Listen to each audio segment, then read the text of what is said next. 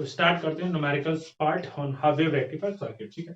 So given the circuit below where RF is the diode forward bias resistance and RL is the load resistance, what is the average rectified current? ठीक है. तो बड़ा simple सा question है.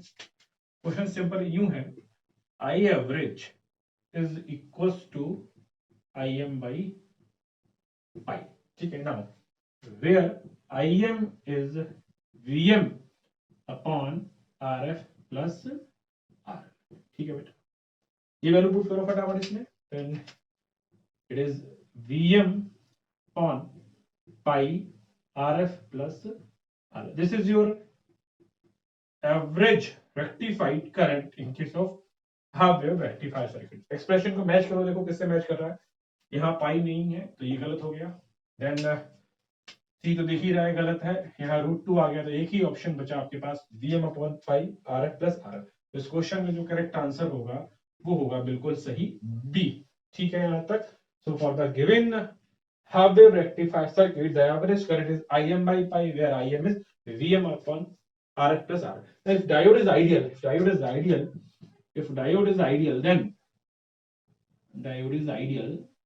then RF is 0. When RF is 0 then I average becomes just it is equals to Vm upon pi into R. ठीक है यहाँ तक. सो मैंने आइडियल के लिए सॉल्व कर दिया. नाउ सेकंड क्वेश्चन है हमारा, a half wave rectifier circuit using ideal diode has an input voltage of 20 sin omega t volt. ठीक है.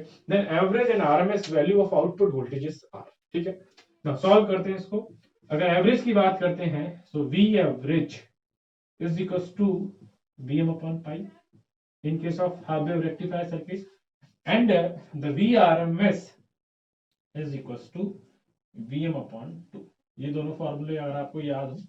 ठीक है यहाँ तक. नाउ अगर मैं बात करता हूं यहां से, ये जो मैक्सिमम वैल्यू है वो कितनी दे रखी है, 20 दे रखी है, क्योंकि जो एग्जैक्ट इनपुट की इक्वेशन है V equals to Vt equals to Vm sin omega t से अगर मैं इसको कंपेयर करता हूं then this value comes out to be 20.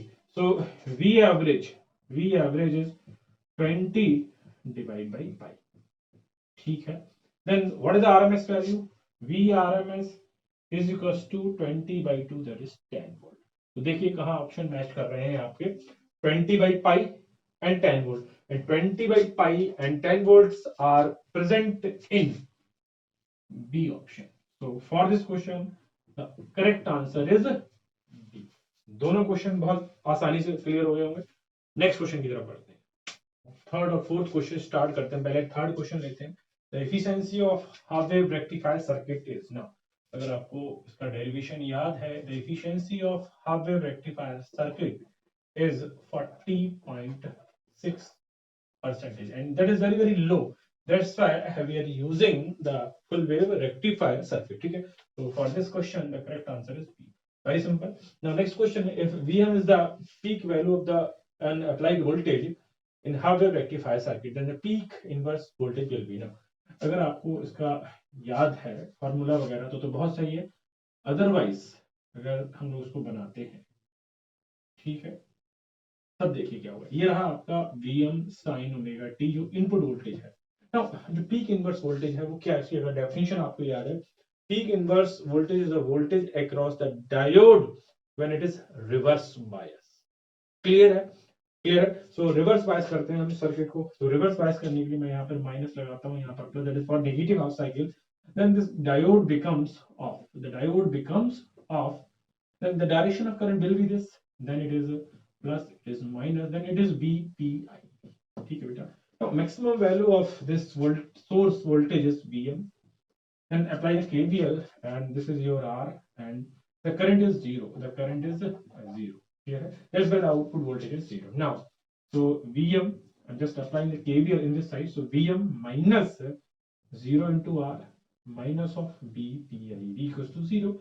So V of PIV equals to Vm. ठीक है यहाँ तक.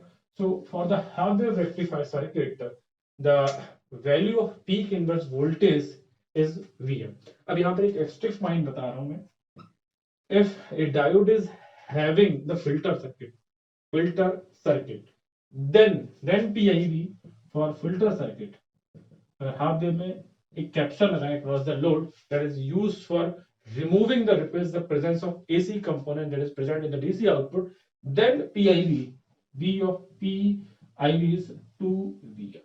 ठीक, तो इतना याद रखिएगा, जब रिपल्स का कंप्लीट लेक्चर हो जाएगा तब आपको ये बात भी समझ में आ जाएगी। ठीक है, यहाँ तक। तो इस क्वेश्चन का जो आंसर सही होगा वो सही होगा बी, बिल्कुल करेक्ट। ठीक है, यहाँ तक। नेक्स्ट क्वेश्चन देखिए। नेक्स्ट क्वेश्चन स्टार्ट करते हैं। The forward resistance of diode shown in figure is 5 ohm and the other parameters are same as those in ideal diode. ठीक है, then what is the DC component of the current?